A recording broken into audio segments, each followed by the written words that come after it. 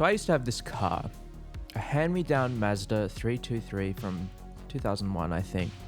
Practically as old as me, and if I'm honest, there was a lot wrong with it.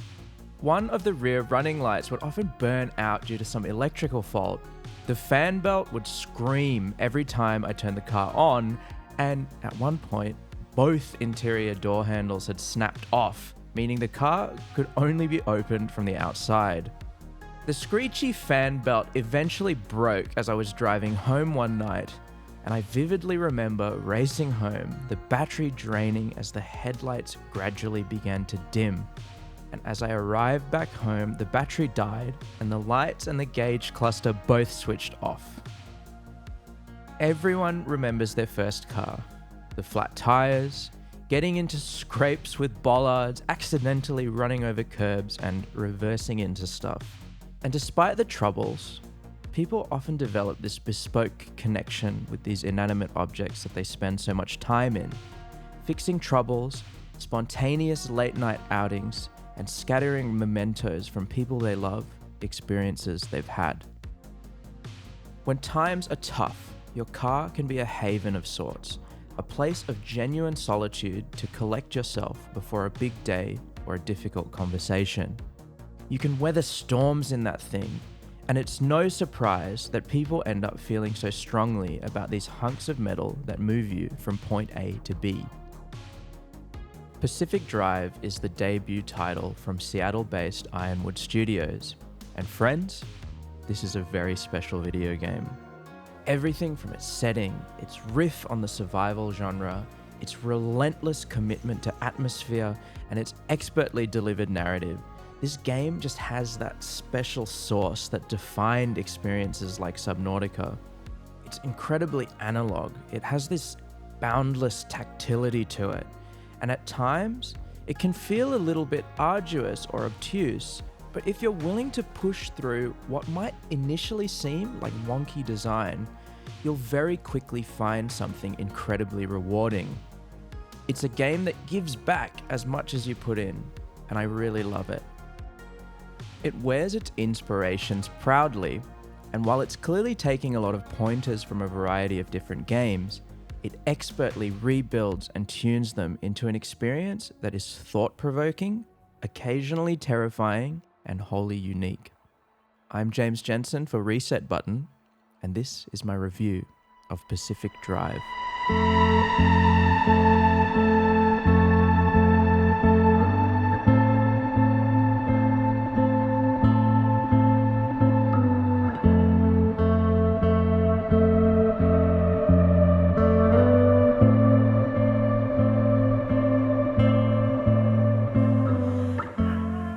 Let's set the scene. Pacific Drive, set in the dense woodland of the Olympic Peninsula in 1998, where you are forced off-road when driving near a massive exclusion zone around the Cape. A mysterious power surge erupts from the zone, subsequently disabling your car as you're pulled through the wall by an unknown force, leaving you stranded in the outer layers of the zone. You awaken in your newfound situation, suffocated by radiation as you stumble, trying desperately to catch your bearings, when lo and behold, an old station wagon finds its way into your possession. The kicker? It's an absolute shitbox. One flat tire and one wheel loose, leaking fuel as the mysteries of the exclusion zone encroach on you. Your only choice is to hop in and hope for the best.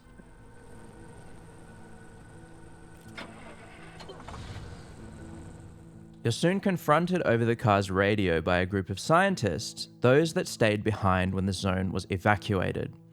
They quickly inform you that the derelict vehicle you're commandeering is a remnant, an anomalous creation of the zone, quickly forming a psychological link between itself and one person, that being you. This link is documented to lead to an increasing obsession with the object and eventual insanity in the victim. And thus, your motivations are set. Find a way of severing this link between you and the car, and get the hell out of the Olympic Peninsula. The gameplay loop of Pacific Drive may not be what you'd initially think then.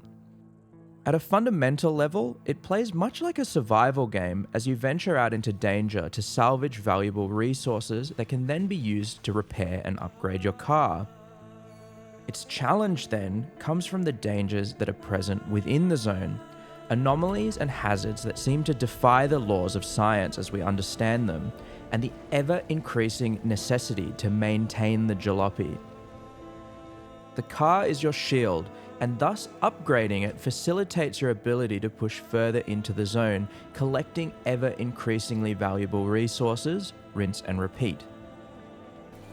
I think much of the criticism of this game has been about this rinse and repeat nature. Over its 20 to 30 hour runtime, much of what you'll be doing is collecting resources, and a lot of that collection can be quite an arduous process. You know, there's a lot of stopping the car, putting it in park, turning the lights off, turning the engine off, getting out, walking into a building and collecting stuff, going back to your car, putting it in the boot, closing it manually but not on your head because that hurts, getting back into the car, manually turning the key in the ignition, putting the car back in drive, and then slowly accelerating until you have to do that again. When I phrase it like that, it does sound rather obtuse, and I think if you're bothered by this more manual nature of the game, you're going to be more frustrated than anything. But for me, this arduousness is somewhat fundamental to the experience. The emphasis on the struggle, the analog tactility, it really makes this loop all the more rewarding when you return to base, collect your spoils, and prepare for your next venture into the unknown.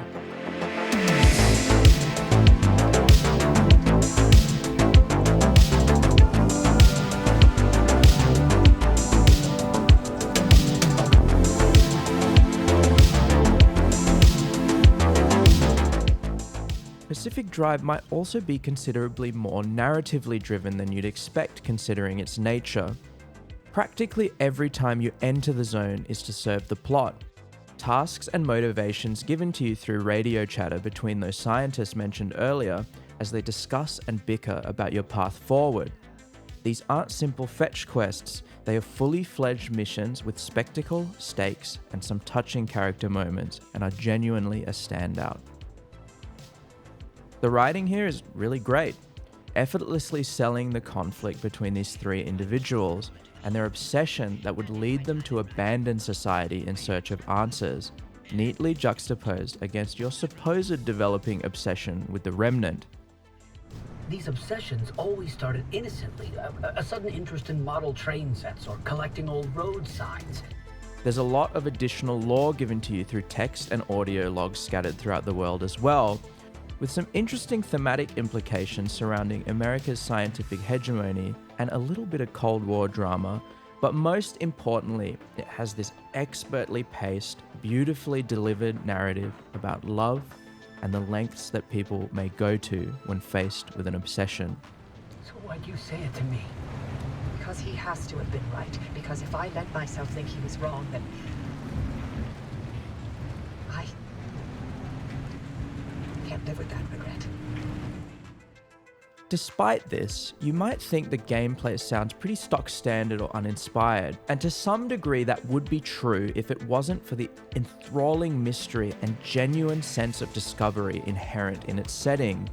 Pacific Drive will deliver you some truly strange sights, and part of the magic of this game is being thrust into encounters with these oddities, often whether you like it or not.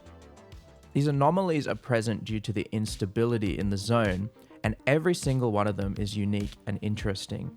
And as you come face to face with them, uncertain of what secrets they may hold, how they got there, and the purpose they serve, you'll start to understand.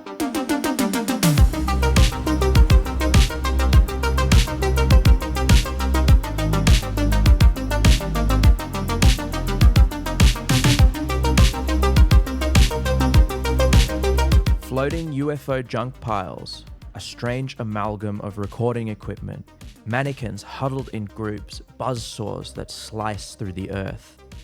These anomalies are as astonishing as they are alarming.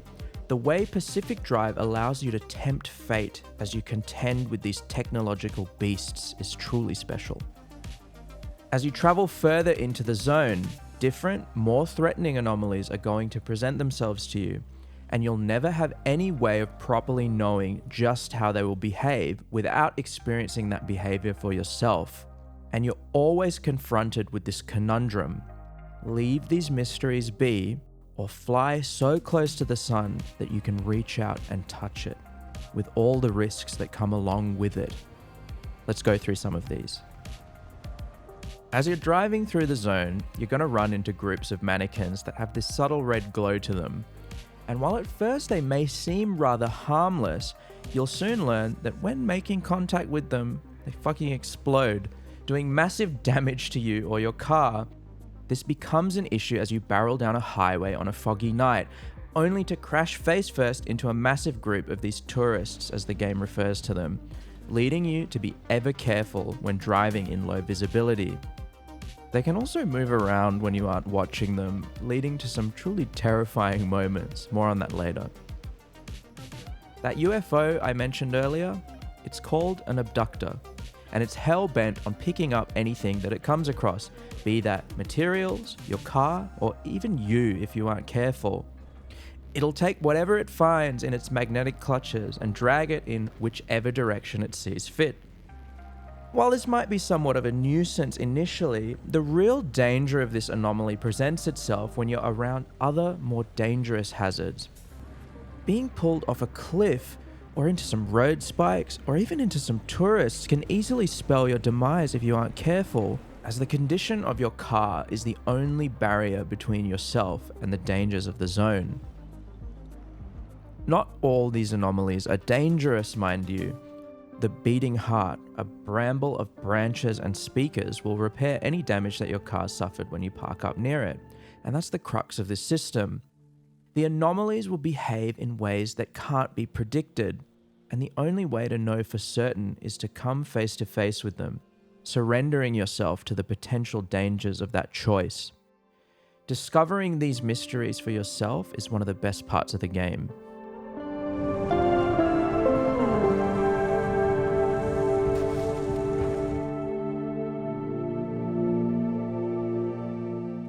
The zone is split into nodes, individual maps that you traverse, separated by a loading screen.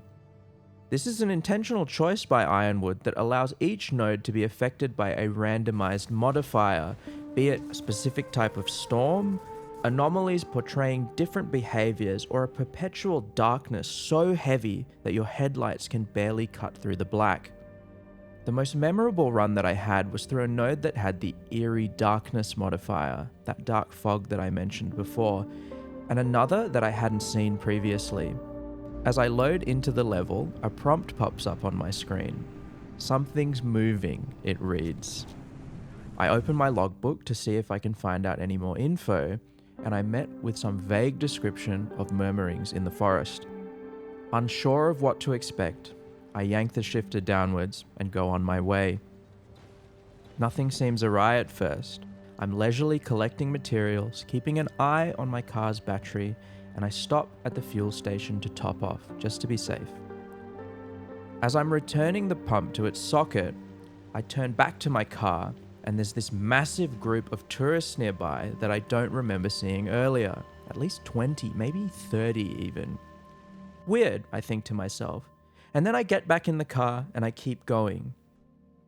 That's when I discover the true nature of something's moving. This modifier transforms the tourists into something akin to weeping angels. They actively pursue you whenever you don't have your eye on them. What follows was the most stressful drive that I've ever experienced. Mannequins in hot pursuit, occasionally bombarding my car as I floor it towards the exit. I change my underwear. I go on my way. Whilst the actual layout of these maps might not change all that much when you pass through the same node, these modifiers create a significant amount of variety, fundamentally changing the way that you navigate the space due to things like increased fuel consumption, heightened danger from anomalies, or even a modifier where your car will try and run you over if you get out. These modifiers mean that no two runs will feel exactly the same, leading quite neatly into one of the defining characteristics of this game, and that is its roguelite structure.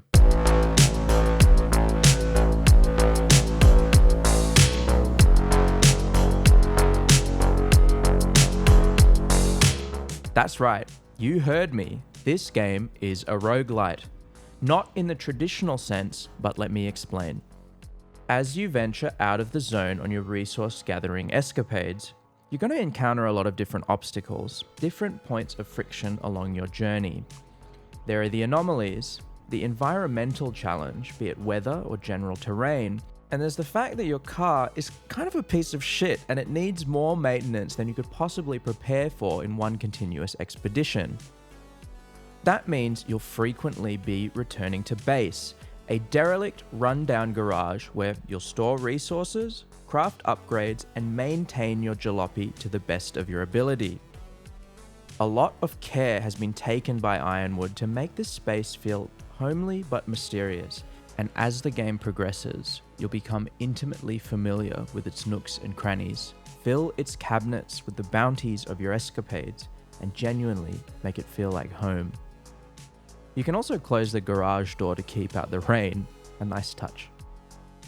So the question becomes, if the zone is so dangerous, surely a round trip would be too much to bear. How does one return to base? The easiest answer would be to die, obviously resulting in a loss of practically everything you've collected, but this is where Pacific Drive does something unique. It combines elements of not just roguelite games like Hades, but also an actually quite brilliant extraction mechanic. As you scour the zone for resources, you'll be on the lookout for these anchors, a strange Half-Life-esque tower with a resource node plugged into it. These act as a key component of tech tree progression, but pulling these glowing orbs from their pedestals will cause an immediate spike in the instability of the node that you're in, resulting in more of these anomalies spawning and environmental events like storms, etc. Pulling these in the later stages of the game is a uniquely stressful experience, as some seriously dangerous threats will converge in on you, and there's always this fine balance between the collection of this essential resource and the danger you'll face once doing so. The energy that you collect from these anchors is tied to crafting. However, you're also required to collect a certain amount of it in order to power a teleporter that will transport you safely back to the garage. These gates, pillars of light reaching into the sky that will act as your salvation, can be activated from your map in the car. But here's the twist. They can only be activated when you're pretty far away from them, and the second you do so, the zone's instability will start to swell, resulting in a battle royale style circle storm converging on the huge space laser, and you have one goal: get the fuck out of there.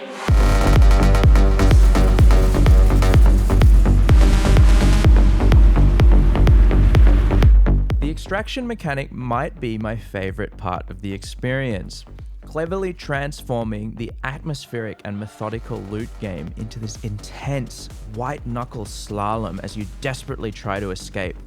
All of this time you spend carefully navigating the environment, tiptoeing around hazards, doesn't just go out the window, it smashes through it at full force. Barreling down a hill at full speed, the low roar of rocks at your underside, blasting through shrubs and praying that the integrity of your car is just enough to hold up. It's absolutely exhilarating, and the system seems purposely designed that you'll have to fight to make it out by the skin of your teeth. It's really something. The main factor that will contribute to your success in Pacific Drive is your ability to plan and prepare for your journey. You'll be road tripping, and you're able to scan the nodes that you're traveling to beforehand, and provided you've encountered these hazards before, you'll know what to expect. Taking a route that'll have a lot of electrical hazards, maybe insulating your car's panels is the best bet. Perhaps you're venturing into a node with a lot of sharp objects. You could bring an excess of sealing kits to fix up your punctured tires, or you could shell out for harder tires that, despite their poor off-road performance, won't go flat. The choices you have are extensive, and your decision-making will directly contribute to whether you make it out or not. I would liken this to something like Death Stranding, where much of that game was about difficult navigation and your ability to prepare for the journey that awaited you. Bringing appropriate climbing gear, sustenance, and an extra pair of boots, Carefully balancing that required gear with the goods that you were transporting, each item you held onto, the accompanying weight making your hikes all the more challenging. Pacific Drive shares a lot of that DNA, balancing the gear that you need to repair your car, spare tires, fuel, battery jumpers against the limited inventory space that you need for the resources that you'll require to push further into the zone. It's a little bit more forgiving than Death Stranding in that sense, but as you progress further through the game, the danger will ramp up quite significantly. Your car's going to take a lot more of a beating, requiring much more resources for its upkeep. When the going gets tough, parts of your car may develop unfixable defects, meaning they'll become more fragile and eventually completely unusable. And this is where the challenge in Pacific Drive's resource economy comes in. Managing these failures is important, as your car still needs to be in decent condition to extract at the end of your run, lest you lose your spoils. The game is at its most stressful when you're unprepared for or not expecting these situations, where one problem, a flat tire let's say, is easy enough to fix. When these issues begin to stack up and compound with those defects I mentioned earlier, that's where you'll run into trouble. Balding tires, a broken windshield, and a leaky fuel tank can all happen at the same time. And if you aren't paying attention, you may find yourself in a situation where the dangers outside are just too great for you to get out and perform the required maintenance, and managing this eventual cascade is paramount. On one run, I ran out of fuel, and I needed to abandon my car and trek through the marsh to a fuel station that was quite a distance from me. And as I'm filling up my jerry can, I hear the civil defense siren indicating the arrival of the radiation storm. That sense of dread that sets in as you realize just how deep in shit you are is unparalleled. Atmosphere is king in Pacific Drive. There's a reason that many forms of media adopt the Pacific Northwest as their setting, and the Olympic Peninsula. That inherent facade of beauty, the log cabins and dense woodland slowly melt away as the sun goes down, you being ever unsure of what lurks just out of view. For me, it harkens back to games like Firewatch, where its setting becomes fundamentally terrifying despite the fact that you're never really in any peril. Its soundscapes, its encounter design, the game does a really perfect job at removing all sense of comfort from your experience. The creaking of metal in the distance, Minecraft cave noise style. You never really know just what's out there, meaning you're always on edge. The anomalies lurking around you, the cracking of twigs underfoot. It's not all scary, mind you. I think more than any game before it, Pacific Drive really nails this feeling of being inside a car. The low rumble of the road, the pitter-patter of rain on your roof, the static buzz of the radio, and the thump of the wipers and how they streak across your windshield when the rain lets up. It's very tactile. It feels very real. And I think it's that feeling that makes Pacific Drive's magnum opus so compelling. That piece of shit station wagon.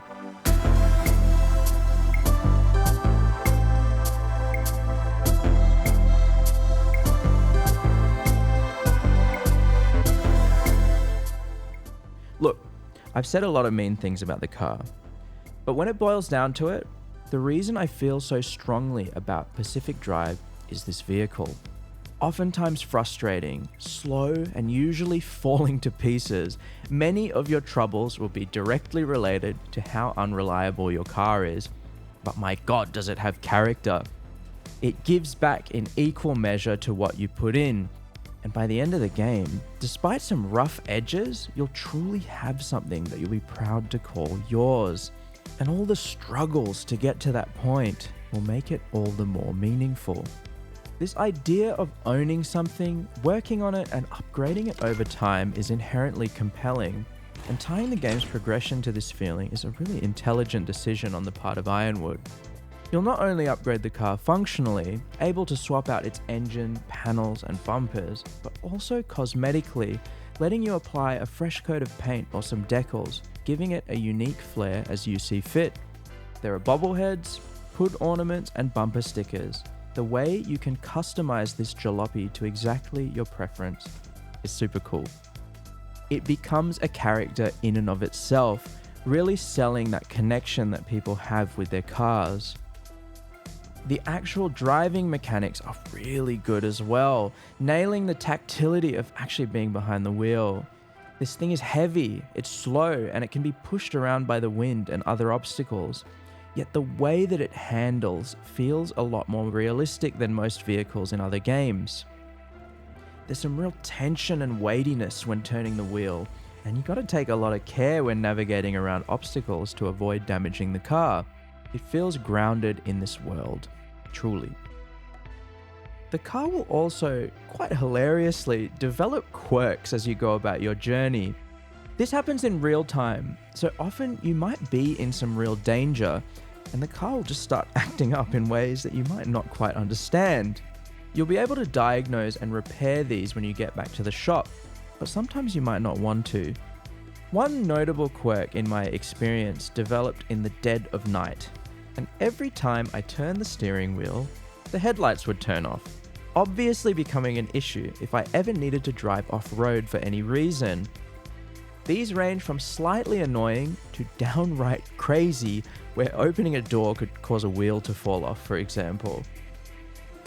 That manual tactility of the car, the fact that you have to start it and put it in drive yourself, can add a lot of tension to these encounters, as you might want a quick escape in certain situations, yet having to fiddle around with the keys really adds to the stress level.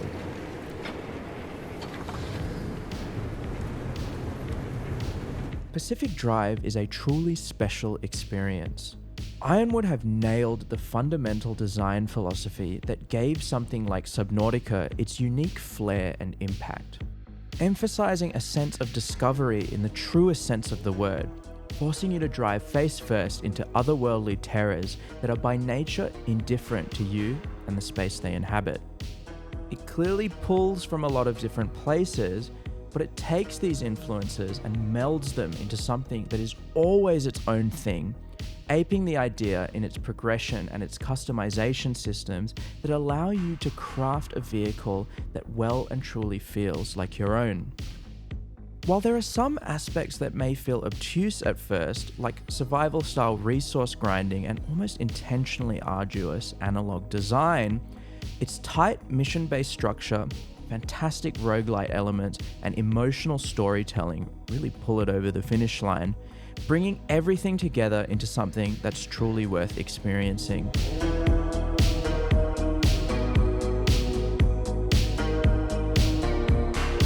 Pacific Drive is a lot of things. It's slow and it's methodical, careful resource gathering and environmental navigation. It's atmosphere and discovery in spades, really selling a space that is as magnificent as it is terrifying. It's white-knuckled racing, facing nearly impossible odds and escaping from insurmountable danger by the skin of your teeth. And it's owning a car, with all the hardships and bounties that come along with that. If you're willing to contend with its quirks, I'm sure you'll find it as rewarding as I did.